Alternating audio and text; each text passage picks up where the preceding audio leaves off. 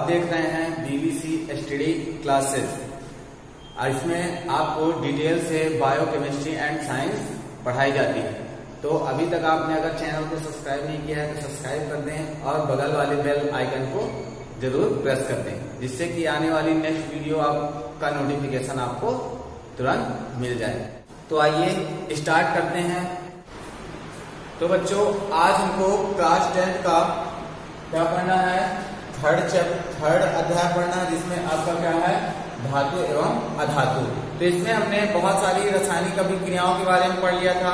रासायनिक अभिक्रियाओं के साथ साथ इसमें हमने होने वाली क्रियाएं और आयनिक गुणों के आधार पर उनके गुणों का भौतिक गुण, रासायनिक गुणों के बारे में भी हमने पढ़ा था। आज हमको पढ़ना है धातुओं की प्राप्ति। तो धातु, जैसे कि हमने पढ़ा था, आयरन पढ़ा था जिसे हम लोहा कहते हैं, एल्युमिनियम कहते हैं, है ना, आपकी कॉपर और आपका सोना, ये धातुएं कहलाती हैं। ये सब क्या कहलाती हैं, धातुओं की कैटेगरी में आती है, ये धात्विक गुण प्रदर्शित करते हैं। तो जैसे हमने धातु की परिभाषा पढ़ी थी, अब धातुओं की प्राप्ति।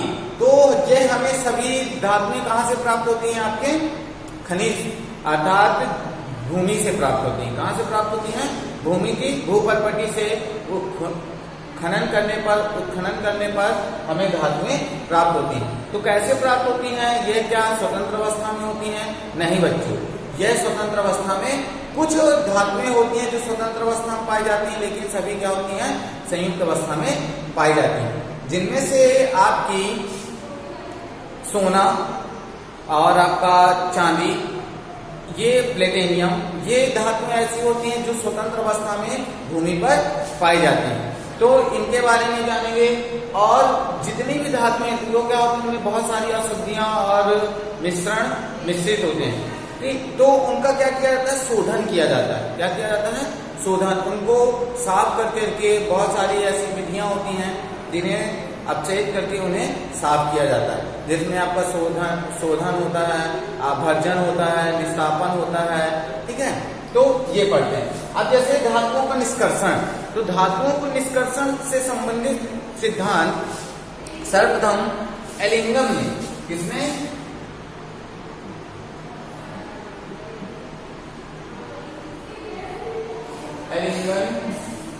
एलिंगन एक साइंटिस्ट थे जिन्होंने धातुओं के निष्कर्षण से संबंधी एक सिद्धांत का प्रतिपादन किया था, जिसकी सहायता से धातुओं का निष्कर्षण किया जा सकता है। अर्थात इसी में आता है आपका कि धातु जैसे हमें भूमि से प्राप्त हुई, तो उनमें क्या होती है, बहुत सारी अशुद्धियां उपस्थित होती हैं। क्या होती हैं, अशुद्धियां उपस्थित होती हैं। तो उनको कैसे साफ करके पुनः एक शुद्ध धातु के रूप में प्राप्त करना, वो क्या कहलाता है, आपका धातु निष्कर्षण। अर्थात धातुओं में, किसी भी धातु में या यौगिक में या आपके अयस्क में उपस्थित विभिन्न प्रकार की अशुद्धियों को दूर कर शुद्ध धातु प्राप्त करना क्या कहलाता है, आपका निष्कर्षण कहलाता है। क्या कहलाएगा, निष्कर्षण।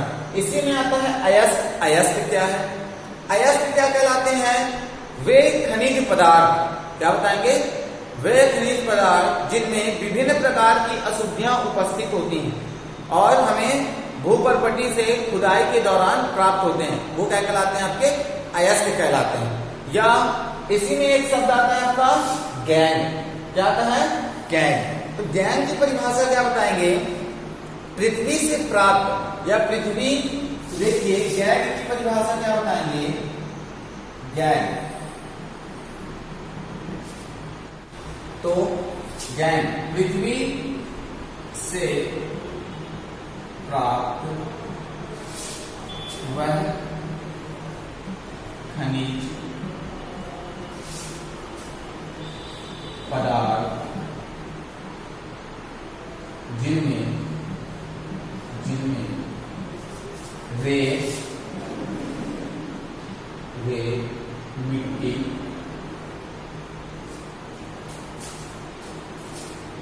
पत्थर आदि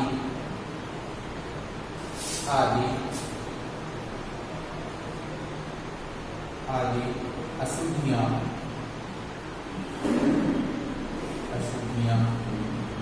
उपस्थित होती हैं, उपस्थित होती हैं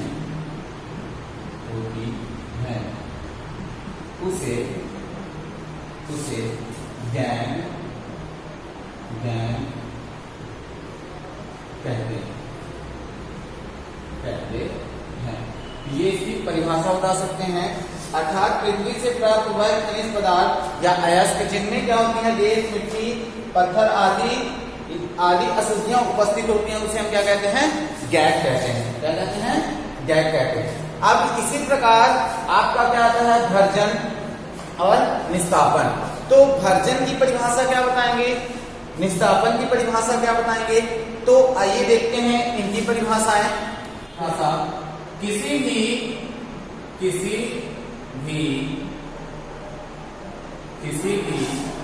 धातु अयस्क में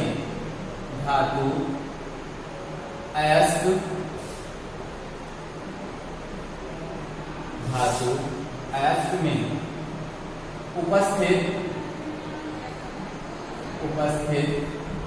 कार्बोनेट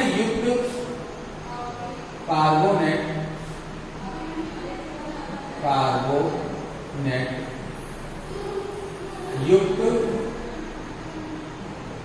अशुद्धियों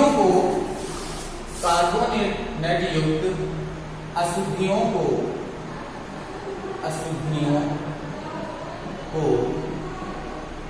दूर करने की क्रिया को निस्तापन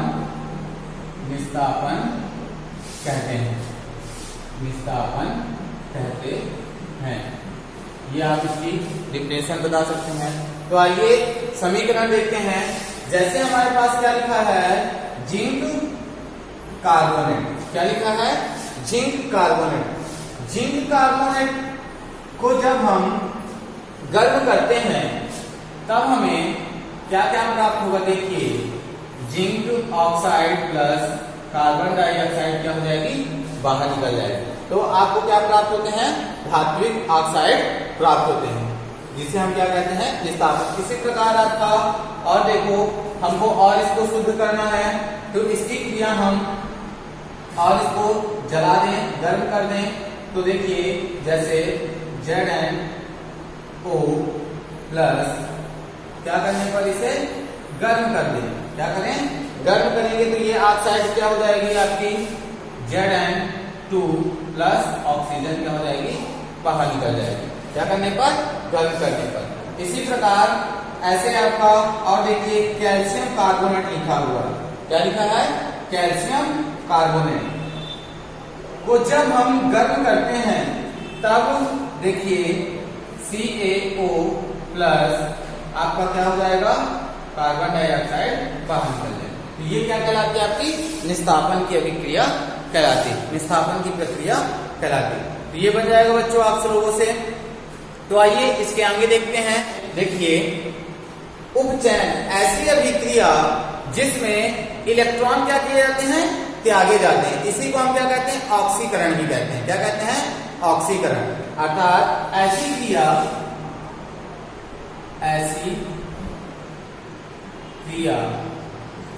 जिसमें इलेक्ट्रॉन त्यागे जाते हैं उसे उपचयन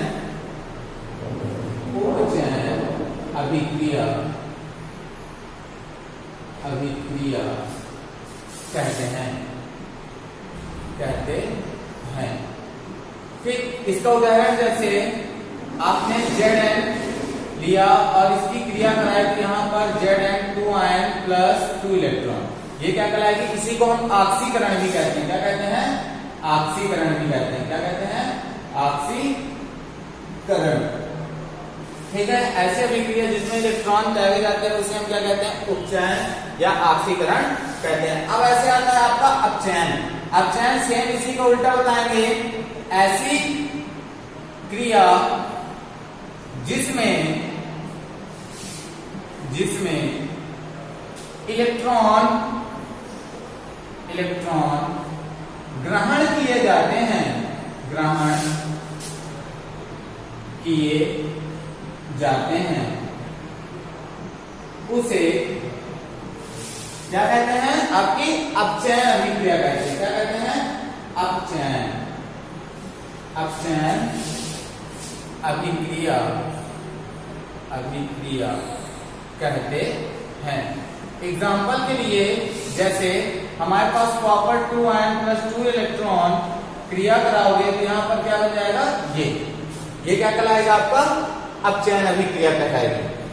इन्हीं को दोनों को साथ साथ अर्थात रिडॉक्स अभिक्रिया, ऐसे अभिक्रिया जिसमें उपचयन और अपचयन दोनों साथ साथ होती हैं उसे हम क्या कहते हैं? रिडॉक्स अभिक्रिया कहते हैं। तो क्या बताएंगे? ऐसे अभिक्रिया जिसमें उपचयन और अपचयन दोनों साथ साथ होती हैं उसे हम क्या कहते हैं? आपकी रिडॉक्स अभिक्रिया कहते हैं। अब देखिए ऐसे आता है संक्षारण। संक्षारण किसे कहेंगे? इसकी परिभाषा क्या बताएंगे? जैसा कि आपने देखा होगा कोई भी धातु हो अगर हम उसे बाहर एटमॉस्फेयर में लगी पड़ी हो, रखी हो, जैसे आपने घरों में राड देखी होंगी, लोहे के कुछ टुकड़े देखे होंगे, बर्तन देखे होंगे कि पानी में अगर पड़े रहें तो उनमें क्या लग जाती है? जंग लग जाती है। क्या लग जाती है बच्चों? जंग लग जाती है। तो इसको आप कैसे बताएंगे कि ये क्या है? तो उसी को हम क्या कहते हैं? संक्षारण कहते हैं। क्या कहते हैं? संक्षारण। तो इसकी परिभाषा क्या बताएंगे?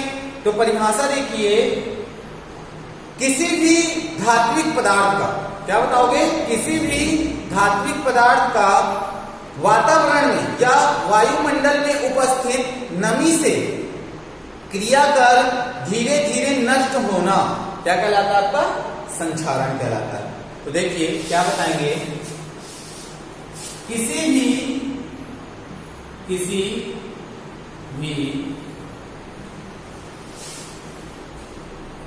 धात्विक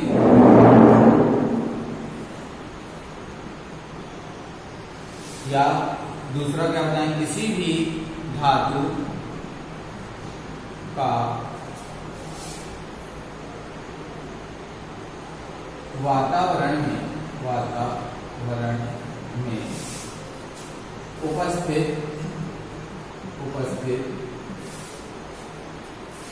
नमी से क्रिया कर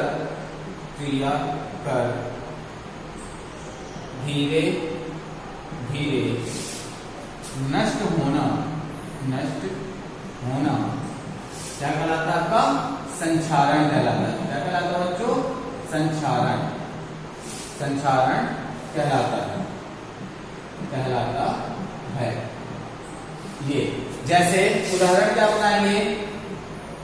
उदाहरण लोहे में जंग लगना,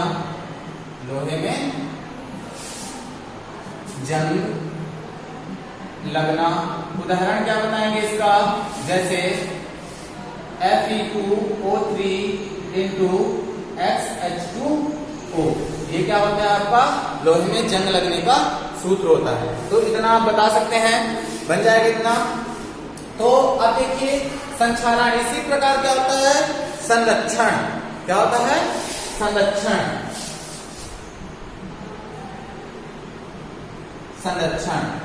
संरक्षण किसे कहते हैं? किसी भी यथोचित या उपयोगी वस्तुओं या पदार्थों को सुरक्षित करना अर्थात उसे संरक्षित करना, वो क्या कहलाता है? आपका संरक्षण कहलाता है। जैसे हम वन्य प्राणियों को, जीव जंतुओं को संरक्षित करके या घरों में पेड़ पौधों लगाते हैं तो उनका संरक्षण करते हैं ना, उनको बचाने का कार्य करते हैं, तो वो क्या कहलाता है? आपका संरक्षण कहलाता है। अब संक्षारण में इसके रोकने के उपाय, संक्षारण को कैसे रोका जा सकता है? तो धातुओं की सतह पर क्या लगा दें? ग्रीस लगा दें, चिकनाहट पदार्थ लगा दें, चिकनी ग्रीस लगा दें, जिससे क्या हो सके? वह उसमें अशुद्धियां उपस्थित अर्थात ना जमे और वह पदार्थ आपकी या धातु क्या बनी रहे? शुद्ध बनी रहे। या प्योर शुद्ध धातु का उपयोग करके हम संक्षारण से धातुओं को बचा सकते हैं। धातुओं में पेंट या वार्निश लगा करके भी धातुओं को खराब होने से बचा सकते हैं। तो ये आप क्या बता सकते हो? इसके रोकने के उपाय बता सकते हो, निवारण के उपाय। ठीक बच्चों, इतना बन जाएगा। अब जैसे संक्षारण होता कैसे है? तो एक तो धातु का अगर मुड़ा होना, तो जब मुड़ी रहेगी तो वहां पर क्या होंगी, अशुद्धियां बहुत अधिक एकत्रित होंगी। सतह का क्या होना, खुरदरी होना, अशुद्धियां बहुत अधिक होना, इसके कारण भी संक्षारण होता है। ठीक, तो ये आप इतना बता सकते हैं। और जो आपको जो चीज नहीं समझ में आई हो, आप हमारे व्हाट्सएप नंबर पर पूछ सकते हैं, और या फिर कमेंट बॉक्स पर आप कमेंट लिख करके वो चीजें आप पूछ सकते हैं। आपका ये चैप्टर आज से कंप्लीट हो जाता है। नेक्स्ट वीडियो में हम पढ़ेंगे 4th चैप्टर।